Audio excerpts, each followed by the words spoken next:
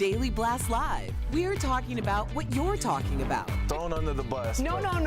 Always live, always real, always unpredictable. I'm not okay with that. It sounded good when I thought. Log on and join our live conversation. Yes, I don't like that. You're 100% right. DBL starts right now. 3, 2. Welcome to Daily Blast Live. It is Thursday, June 20th. We are live, and we're talking about what you're talking about right now. I'm here with Stephanie, Tori, Brandon, and I am Sam. Let's get started. Tensions in the Middle East are very high right now. Iranian forces shot down an American drone overnight. Their press agency released this photo of the attack, which they say took place in Iranian airspace. But the U.S. is disputing those claims, saying the drone was in international airspace when it was shot down. This is the RQ-4A, a Global Hawk drone, which the Navy calls its most advanced, high-altitude, unmanned aircraft. Each one costs a whopping $130 million. The president has responded to the latest provocation, tweeting, "Iran made a very big mistake." Tori, you are our D.C. insider. This is very scary, especially for Americans who have brothers or daughters in the service right now. How close are we to going to war? Is this a reality? It's definitely on the table, but I'll give you my reason as to why I don't think we're going to war. And remember, we're already in a war currently, the longest in U.S. history, so let's not forget that. Aaron David Miller is a great Middle East negotiator. He wrote a great article on Time magazine. He happened to be my carpool driver in Washington, D.C. growing up. He's written a great article I highly recommend, the reasons why we won't. There are 4 reasons. 1, since World War II, we haven't done well in a war, and Trump knows that. 2, gas prices are going to rise, not great for 2020. 3, instability in the area. If you create that, you're going to get even more crazy ayatollahs. And then 4, finally, you don't have your allies. Remember, a lot of the allies are still in an Iranian pact. Because of that, Trump knows how to upsell. So what I think you're going to see is us talking about war, the fanfare, the chaos, the tweets, but I don't think we're going. Wow. Well, I hope you're right. I really do. Too. We will follow this story. The Philadelphia Police Department is pulling cops off the street right now. 72 officers have been placed on desk duty while the department investigates allegations of racist, offensive, or violent social media posts. Today, the police commissioner said he expects several dozen officers to be disciplined, and some could even lose their jobs. The offensive social media posts were compiled by the Plainview Project, which describes itself as a, quote, research project that has identified thousands of Facebook posts and comments by current and former police officers. Meantime, St. Louis is also taking action against officers. 22 have been placed on an exclusion list and will not be allowed to bring cases to the attorney's office due to compromised integrity. This got us asking, should police officers be held accountable for inappropriate social media posts? Go to dblvote.com, weigh in. We want to hear from you. Brandon, in my opinion, this is the right step in the right direction. Why wouldn't we hold them accountable for their social media posts? Isn't it like a diary per se? Absolutely, Sam. I mean, we just talked about the Parkland survivor who got his admissions to Harvard rescinded. We're talking, oh, that's a 16-year-old. He can change. He didn't know what he was talking about. These are grown-ups. And they're also there to serve and protect you. Exactly. So you're supposed to serve and protect without a bias, but Yes. you're putting up memes. You're putting up, oh, jungle bunnies. And the uses of language, absolutely, get them out of there. They're horrific. You saw these posts. These are horrifically, in my opinion, racist posts. These are so bad, we cannot actually show them on the show. I've got a couple of quotes that I'm not going to use some of the bad words, but some of the police were saying things like, "You should have shot him. Shoot this person on the shot. Shove a pistol up his..."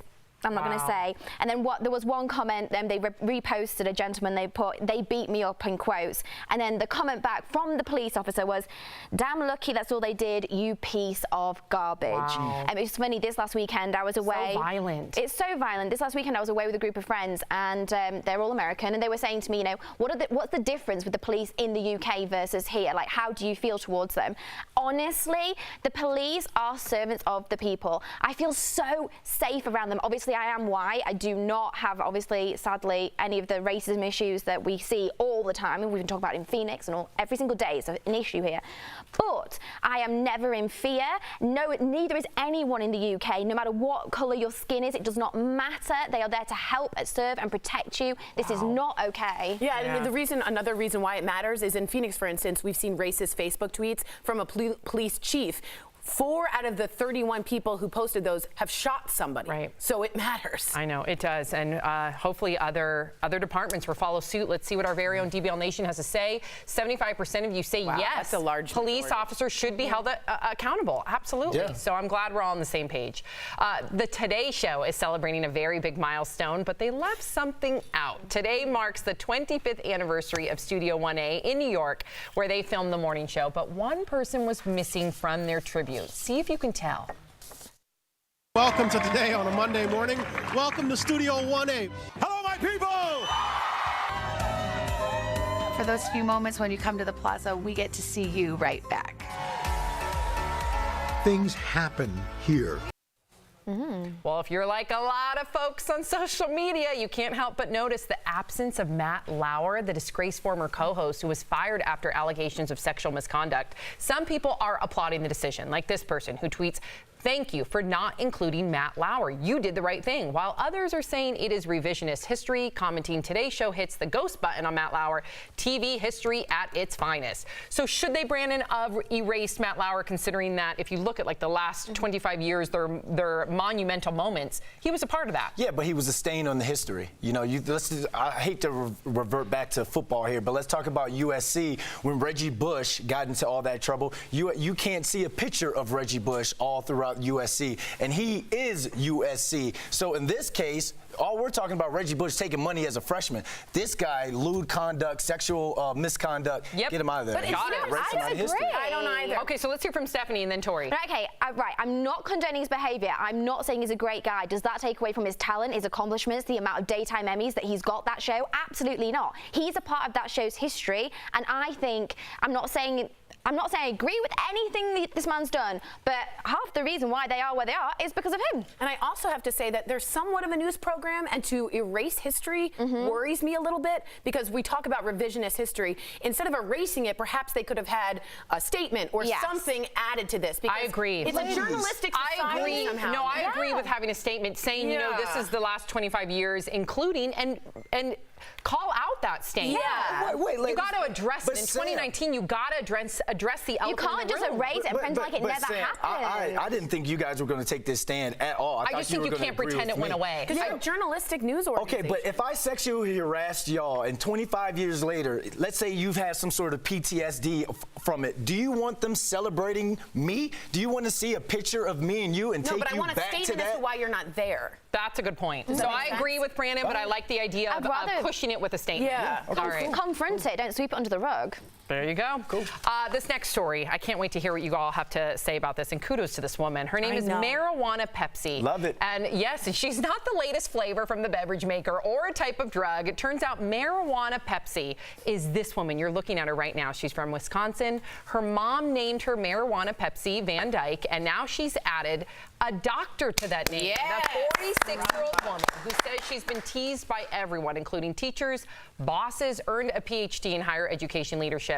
And her dissertation was titled, quote, "Black Names in White Classrooms, Teacher Behaviors and Student Perceptions." Way to use your weakness to your advantage. I'm studying Buddhism. Because she never saw it as a weakness. Right. Well, I don't know if that's true or if she found it as a weakness and found a way to use it. Good point. Because like in Buddhism, they say, let's say you have someone at work that you can't stand.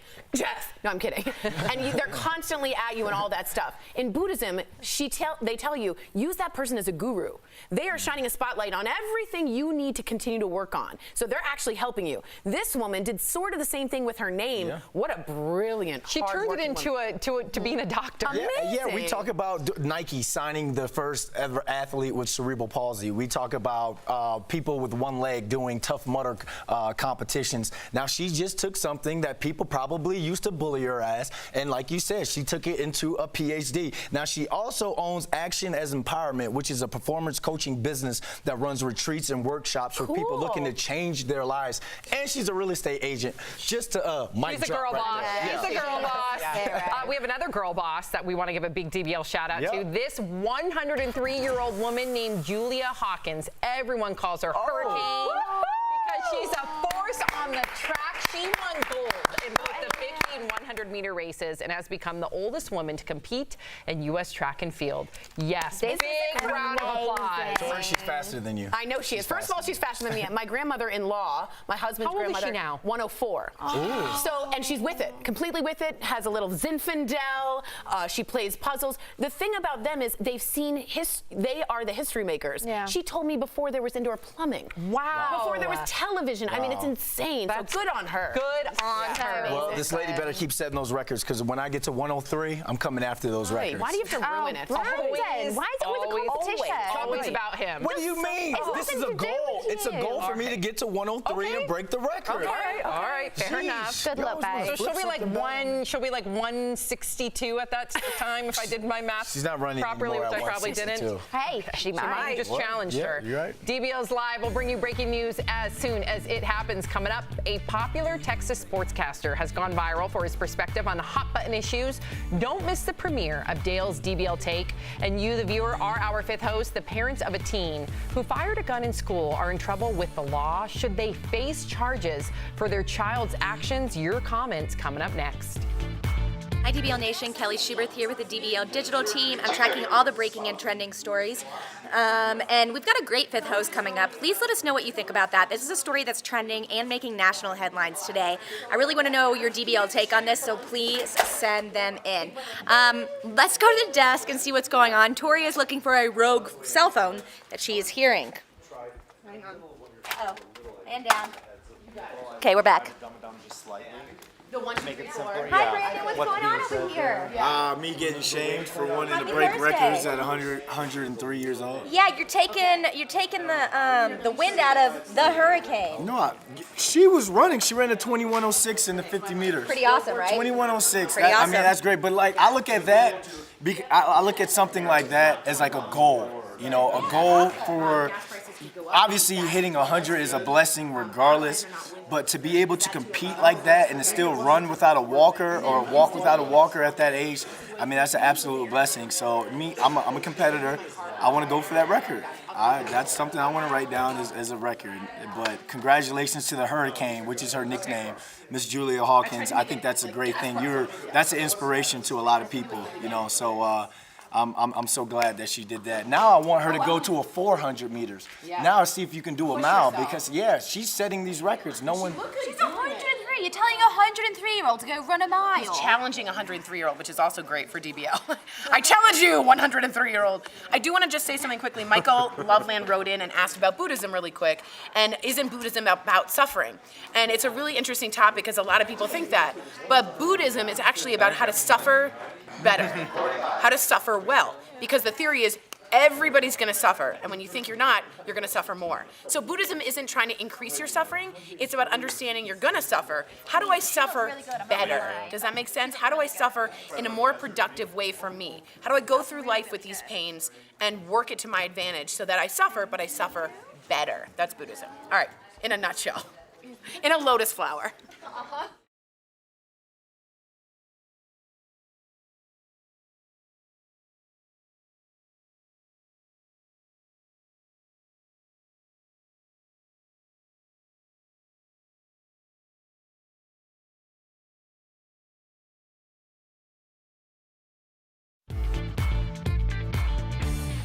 Welcome back to DBL. It is time for Fifth Host when we talk about what you're talking about. Parents of a 16-year-old suspect of a school shooting are being charged with contributing to the delinquency of a minor. You're looking at police body cam footage from his arrest. Police say that in February, their son, Joshua Owen, used their handgun to open fire in a New Mexico high school. No students were hurt. Prior to the shooting, the parents were warned that their son was hearing voices telling him to shoot up the school. But because they failed to lock up their gun used in the school shooting, they now are also being charged. So DBL Nation, should the parents be charged with contributing to the delinquency of a minor?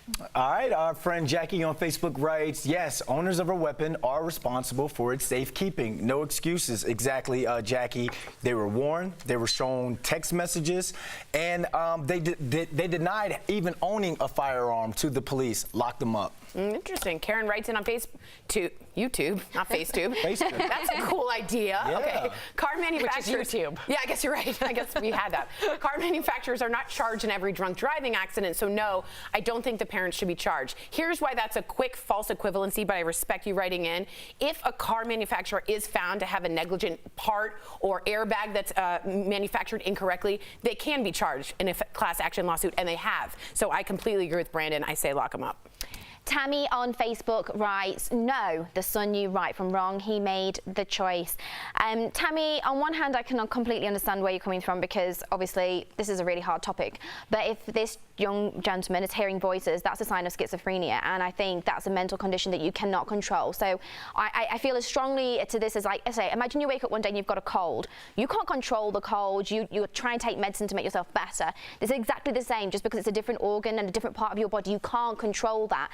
So should the parents be locked up? Yes. Have they mistreated their son because they should have got him help? Yes. It's negligent. You can't but does he know right from wrong? If you're in that mental condition and mental state, you've got to rely on your need parents help. to advocate for you. Yeah, good point. Veronica says yes, but it really should only apply when dealing with minors. If their son was an adult, then no. I completely agree with you, Veronica. But because this child is a minor, let's just say that there were, unfortunately, fatalities. Because right now we're dealing with the fact that it's a lot easier to talk about when you know no one was hurt. Yeah. But if there were fatalities, you better believe, every parent, mark my word, myself included, if I found out that that child had been saying that they're going to shoot up the school and that those parents were aware of it and didn't do anything about it, I would 1,000% see blood on their hands too. I wonder what was going through their parents' mind where they wouldn't go lock the gun up, hide the gun. Like you can't enter their minds. It could be denial. It could be they don't understand mental illness. It could be they're just negligent. It could be many things. But the result is the same. The child did not get help. Right. But this is also like why I say over and over again, I'm not against people having guns.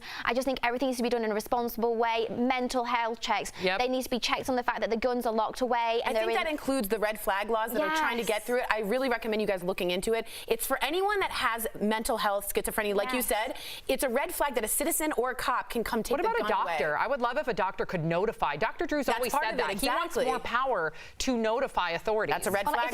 If the school could notify a doctor, then this would have all been, well, hopefully, prevented. Hopefully we'll go in that direction.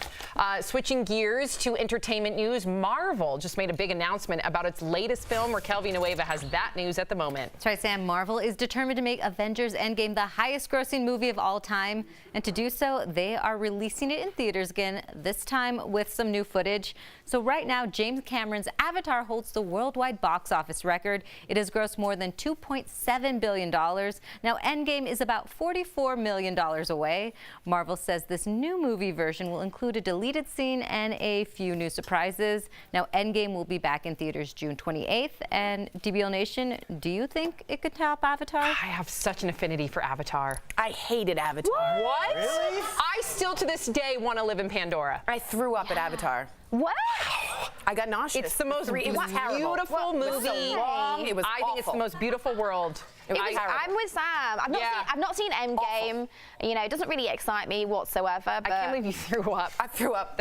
You've got it. Terrible. You need to go talk to someone. A lot of people did, though. About a lot of things. A lot of people threw up. People hate Avatar. Really? I didn't know that. Well, wow. here, let's talk about the break. Okay, coming up on DBL, he is a sportscaster known for being very outspoken on hot topics, and many of his videos have gone viral. Now, Dale Hansen is joining the DBL conversation. You do not want to miss his take on the possibility of a female president.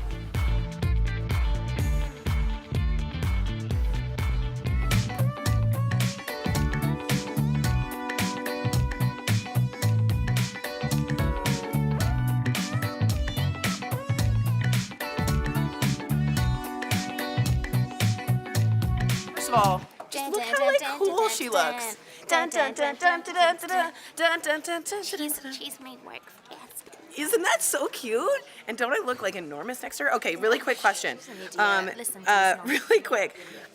Michael Loveland just wrote in a great question. What? As you said, could a doctor write in and say, hey, I think there needs to be a problem? And he said, what about therapist confidentiality, doctor-patient confidentiality? And I think that's a really fair thing to bring up. But I do think and this is legal things, if you're a lawyer or a doctor and you know your client or patient is about to commit some kind of crime, your confidentiality can break and you can actually do something about it. It's like one of the only ways to do it if you have imminent proof that they're about to harm someone or someone else. So I think it could work both ways. Confidentiality is still there until there's this imminent threat that Steph was talking about. I think as well, I would love to see schools have a little bit more authority. Yeah, so that's what I hope if Red they're Flag genuinely, they're genuinely concerned, they've spoken to the parents, they've not seen any, enough engagement from their parents, they've not seen any change. I would like the schools to be able to contact the police or therapists or, I don't know. There's places. also, red flag laws now allow citizens and police to take the guns from someone that they have heard has some kind of mental issue. Yeah. It just gives more authority to people to make decisions like that. Yeah, and I don't think it's it smart. should be anyone, but I just feel like, it's definitely the school should have that power. Watch, this is how he tells me I have to go to the wall. The most passive-aggressive thing I've ever seen. Give me this.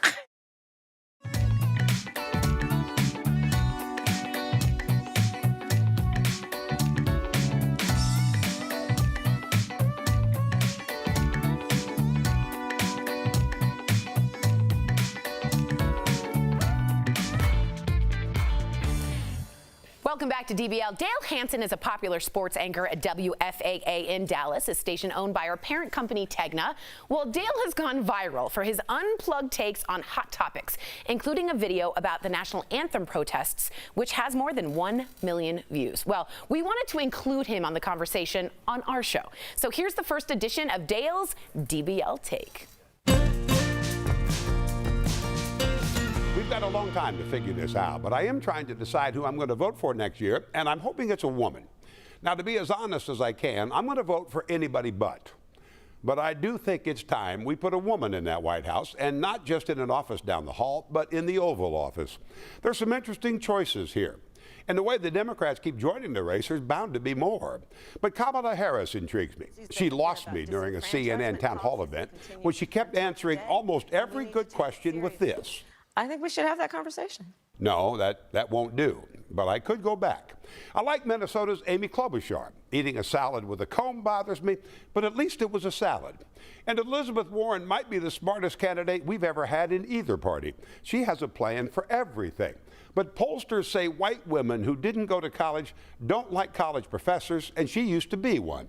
She reminds me of my 8th grade math teacher, and I didn't like her either. And then there's the ignorant argument that says women are too emotional for that job. I don't think that's true, but I think I'd like a president when talking about the latest school shooting, the children and broken families at the border, or our soldiers who have to be carried home, who teared up a little. It wouldn't bother me a bit. But then I am the guy who teared up during the Judd's farewell concert, and how could you not? Bottom line, I think it's time. So if the right woman's on the ballot, I'm going to say I'm with her.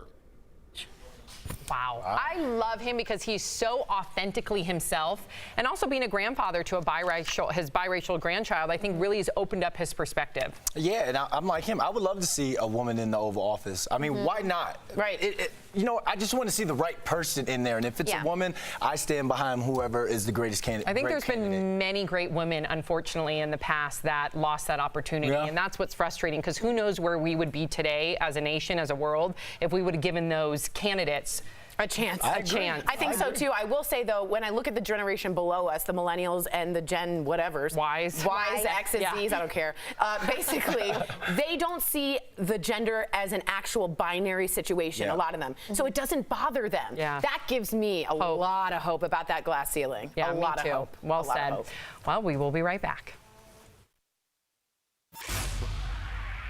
Hey guys, welcome back to Beauty Blast. I'm Jeray, and today I want to give you guys a couple of clean beauty secrets that I learned from the clean beauty icon herself, Rosemary Swift. Now, I was able to pick her brain about herself, her amazing brand, RMS Beauty, and so much more. But today, I want to make sure that I brought back the tips that she gave me for flawless skin and flawless makeup every day. Now, the first one I want to share with with you guys is using her beauty oil. Now, I'm not just saying any beauty oil. Her beauty oil is the truth, guys. This oil is what truly gives you an amazing luminous glow in the skin that's not oily, but simply a beautiful luminous finish. All right, y'all. Now, with this guy, it has amazing ingredients like jojoba, rosehip, and even ashwagandha oil, which is amazing for healing benefits. This is also going to make sure that the skin has the hydration that it needs to make sure that our makeup glows on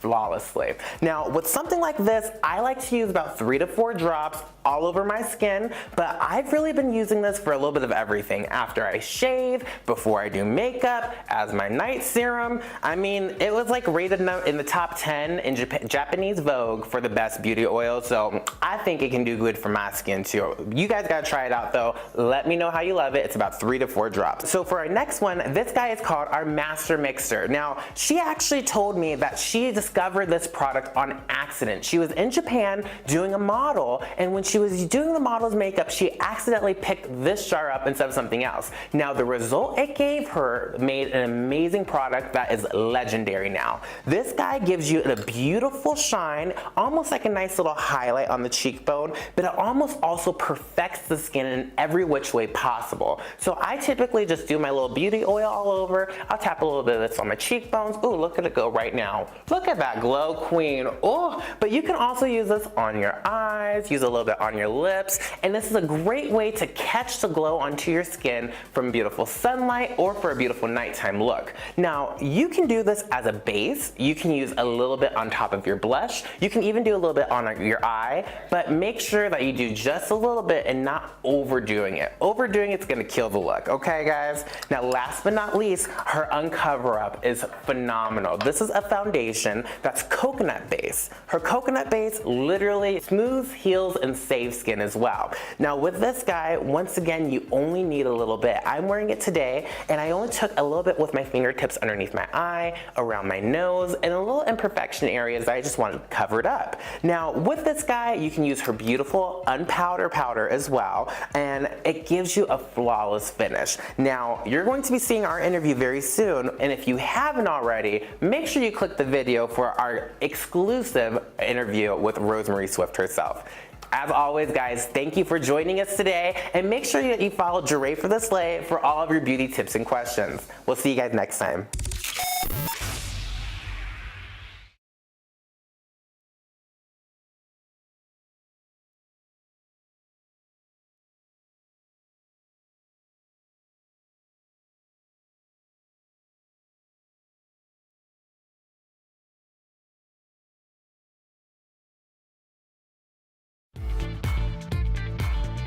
Welcome back to DBL. We love sharing your comments. What do we have, Tori? Well, Avatar certainly hit off a little commenting break. Naomi says, I loved Avatar and Endgame. David Wilson says, note to self, Tori, don't paint yourself blue before the meeting. And finally, Michael Loveland says, Disney wants that 45 million difference, and Avatar is not a good film. The interesting thing is Disney owns both at this point. Yep. So it's funny. I had an emotional tie to Avatar. I just did. You mean you didn't get dizzy? No? No. You wanna know why? She didn't either. Why? Athletes. Athletes don't get dizzy. She didn't get dizzy. Nerd. I'm like the least athletic She rides horses. She rides horses. Athletic. That's the same as that is athletic. Yeah. That's athletic. I cross-stitched. It's a lot of ups and downs. All right. We'll see you same time, same place tomorrow. Bye, guys. Have a great day.